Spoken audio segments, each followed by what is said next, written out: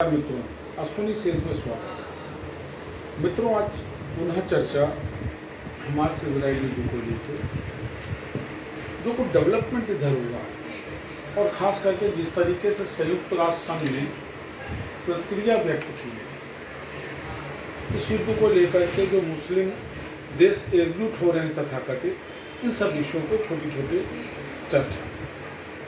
तो सबसे बड़ी बात, जिस तरह संयुक्त राष्ट्र संघ के महासचिव ने एक पक्षी बयान दिया तो कहीं ना कहीं संयुक्त राष्ट्र संघ की विश्वसनीयता और प्रतिष्ठा के विपरीत। निसंदेह गाजा में जो हो रहा है ये जघन्य है, अमानवीय है, लेकिन इसकी पृष्ठभूमि क्या है वो भी एक महत्वपूर्ण विषय है। 7 अक्टूबर को जब हमास ने एक आतंकी हमला करके 260 निर्दोष इजरायलियों को मारा था, क्या उसकी निंदा नहीं होनी चाहिए? जिस तरह संयुक्त राष्ट्र ने सीधा प्रत्यक्ष आरोप इजराइल पर लगाए, वो कहीं ना कहीं उसके पूर्वाग्रह से ग्रसित होने का प्रमाण है। मित्रों, ध्यान रहे, ये वही संयुक्त राष्ट्र संघ है जिसने असर मसूद जैसे वैश्विक स्तर के आतंकी को लेकर के चीन के वीटो का स्वागत किया। इस बार भी चीन हमास के फेवर में खड़ा है। ईरान की तथाकथित सुरक्षा के लिए उसने अपने नौसेना भेजी है। तो मित्रों, क्या चीन जैसे देश क्या केवल आतंकवाद को पोषण करने के लिए, अगर है तो वर्ल्ड ट्रेड ऑर्गेनाइजेशन से हटाए क्यों नहीं जाते?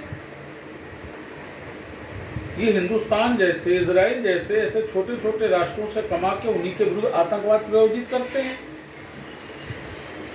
इस पर चर्चा फिर करें, परंतु ये गंभीर विषय है कि क्या चीन जैसे देशों का संयुक्त राष्ट्र संघ में रहना आवश्यक है? क्या विश्व व्यापार संघ में चीन जैसे देशों के साथ व्यापार किया जाना चाहिए जो आतंकियों को पोषित करते हैं, जो आतंकवादियों के विरुद्ध वीटो पावर का उपयोग करते हैं? और उससे बड़ी बात, आज फिर बयान आया संयुक्त राष्ट्र का, मानवीय आधार पर गाजा में युद्ध रोकने की मांग। अच्छी बात है, क्योंकि गाजा में अब जो हो रहा है वो निसंदेह कहीं से भी सम्मान योग्य नहीं, लेकिन इसकी पृष्ठभूमि को नकारा नहीं जा सकता। अगर इन गाजा निवासियों का, इनका तो हालांकि थोड़ा रोल भी है, इसलिए कि इन्हीं गाजा निवासियों ने हमास की सरकार बनाई, ये जानते हुए कि हमास एक आतंकी संगठन है, और केवल एक हमास नहीं। लेबनान की तरफ से इजराइल पर प्रहार करने वाला हिजबुल्लाह, यमन की तरफ से आने वाले यूती।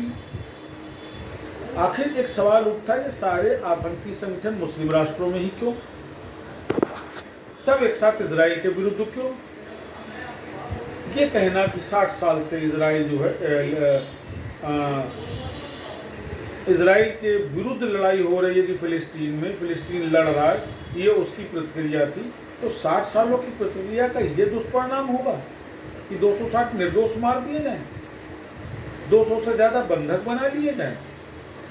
जिस तरीके का डायग्रामिक स्ट्रक्चर इजराइल ने रिलीज किया है, आप सोचें हमास की क्या सोच है। बड़े बड़े अस्पतालों में के नीचे अंडरग्राउंड हमास के हेडक्वार्टर्स है। अब अगर हमास खत्म करना है तो मित्रों, चाहते हुए भी अस्पताल उड़ाना पड़ेगा। अस्पताल उड़ेगा तो निर्दोष मरेंगे। क्यों नहीं ये गाजा निवासी, जब चेतावनियां दी जा रही थी तो गाजा छोड़ के जा रहे? कई इशू, लेकिन इन इशू के बीच में एक महत्वपूर्ण इशू है कि क्या ऐसी परिस्थितियों में वो संयुक्त राष्ट्र जो रूस यूक्रेन युद्ध को रोकने में नाकाम रहा, वो संयुक्त राष्ट्र जो आज तक किसी भी देश के विरुद्ध किए जा रहे आतंकी वारदातों को रोकने में नाकाम रहा, चाहे वो हिंदुस्तान को लेकर पाकिस्तान का मसला हो, चाहे फिलिस्तीन इजराइल का मसला हो, चाहे हिजबुल्लाह का मसला हो, चाहे हमास का मसला हो, चाहे हूती का मसला हो, चाहे बोरो हराम का मसला हो, तो संयुक्त राष्ट्र संघ है किस लिए? क्यों इसको पैसा दिया जाता है? क्या इसीलिए कि संयुक्त राष्ट्र का सचिव जो है एक पक्षीय वार्ता करे? इजराइल फिलिस्तीन युद्ध ने कहीं ना कहीं संयुक्त राष्ट्र की भूमिका को भी संदिग्ध कर दिया है, और ये जितने भी आतंकी प्रायोजित युद्ध हैं इसमें कहीं ना कहीं ईरान की बड़ी नकारात्मक भूमिका है, और ईरान की नकारात्मक भूमिका केवल मुस्लिम राष्ट्रों में अपने वर्चस्व को लेकर है।